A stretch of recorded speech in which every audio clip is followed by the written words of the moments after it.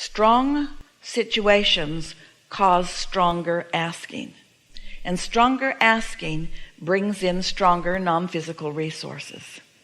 And so if you can not get swept up, you see, it works out this way. I'm living something I don't want, which causes me to ask in a stronger way. So it's like I put a strong engine on my train that's a desire engine that's going that way. But my reality is such that I don't believe my desire. So now I put a strong engine on my train going in opposition to my desire. And so things get worse for me, which cause me to ask in a stronger way. So I put a stronger desire engine on. But things don't look any different to me, so I put a strong belief engine on. And so I'm pulling against myself, because the very thing that makes me want it to be different is the very thing that keeps me from letting it be different.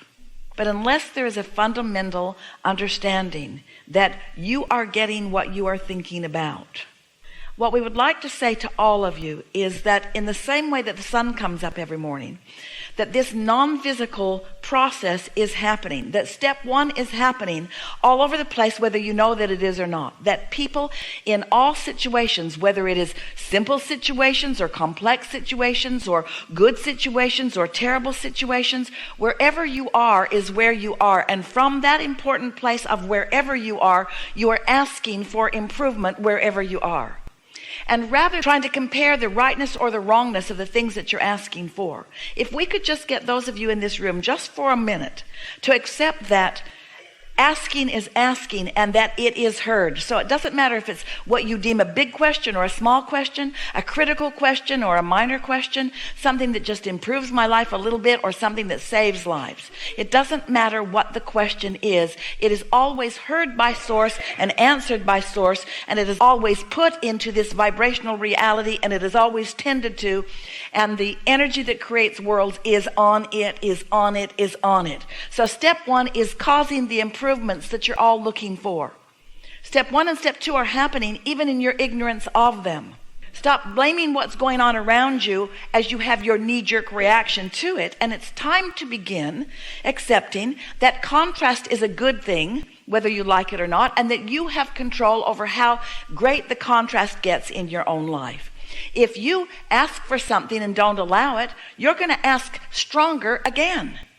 And if you still don't allow it, you're going to ask stronger again, until you're going to get two aspects of yourself asking and asking for what you want and asking for what you believe, until you're going to set yourself up for a world of hurt. It's just the way law of attraction is responding. And law of attraction is responding fairly to everyone. You get what you think about. You broadcast a signal, law of attraction brings it back. Step back from the details of what you're observing around you and try to accept it as more good than it is not good. And then do your best to soothe yourself into allowing the universe to treat you the way you deserve to be treated. You've got to show yourself that law of attraction is. You've got to hold some thoughts about some things and watch what comes to you, and then hold some thoughts about some other things and watch what comes to you. You have to teach yourself that law of attraction is a real thing, because you cannot just take our word for it. You have to teach yourself that your guidance system exists. You have to convince yourself that how you feel, what your mood and attitude is, equals your point of attraction. And you have to show yourself that you and you alone can shift the way you feel about things. No one is going to feel any self-empowerment until you apply what you know as the rules or the laws of the universe, and you see them consistently work for you. You got to show yourself that well-being abounds for you. If we were standing in any of your physical shoes, we would do what water does when it seeks its level. Water will always find its path of least resistance. You've got to reset yourself. You've got to reset yourself so that something can occur to you, so that you're ready to be ready to be ready to be ready to be ready. You have to carve out for yourself some measure of satisfaction. And you just have to ask yourself, is it satisfying to hear what wasn't working? Is any of that satisfying? And if it's not satisfying, are you in sync with your inner being?